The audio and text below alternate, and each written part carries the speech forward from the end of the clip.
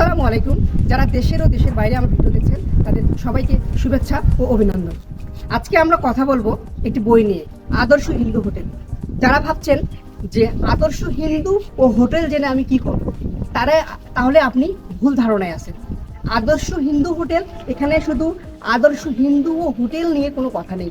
এখানে কথা আছে একজন মানুষের স্বপ্ন পূরণের গল্প, একজন মানুষের স্বপ্ন বাস্তবায়নের গল্প।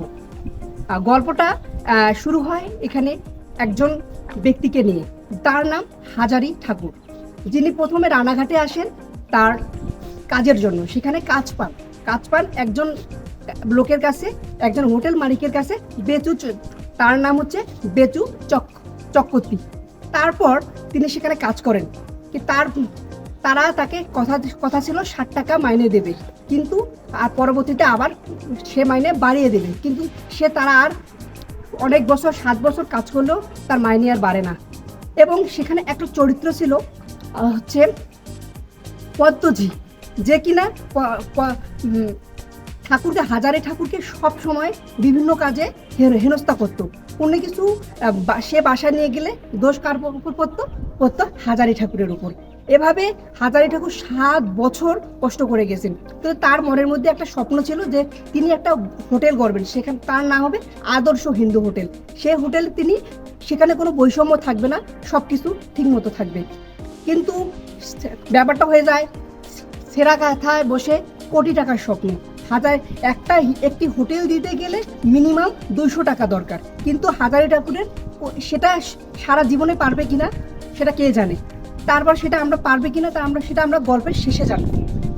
এবং এর মধ্য দিয়ে তিনি তার স্বপ্ন দেখেন, স্বপ্ন পূরণে একদিন তার স্বপ্নটা প্রায় পূরণ হয়ে আসে।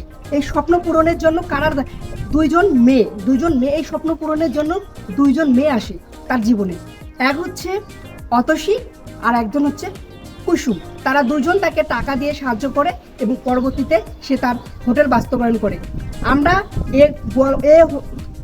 আমরা এই গল্প থেকে জানতে পারি একজন মানুষ কিভাবে স্বপ্ন পূরণ করে। আমরা জানি বিভূতিভূষণ বন্দ্যোপাধ্যায় একজন ভার্সেটাইল লেখক। তার বিভিন্ন লেখার মাধ্যমে আমরা পাই, যেমন তিনি আরণ্যকে দেখিয়েছেন যে প্রকৃতি সেখানে নিজেই নায়ক। তারপরে চাঁদের পাহাড়ে তার বিভিন্ন রকম আমরা জিনিস জানতে পারি। তো সেখানে তিনি এমনভাবে গল্পটাকে সাজিয়েছেন যে আপনি ধীরে ধীরে গল্পের মধ্যে ঢুকতে বুঝতেই পারবেন না যে কিভাবে এটা সম্ভব। তো সবাইকে আহ্বান জানাবো, এটা পড়লে আপনারা বুঝতে পারবেন যে আসলে একজন মানুষ কিভাবে স্বপ্ন পূরণ করে, একজন মানুষের স্বপ্ন পূরণের গল্প এবং সেই স্বপ্নটা বাস্তবায়নের গল্প।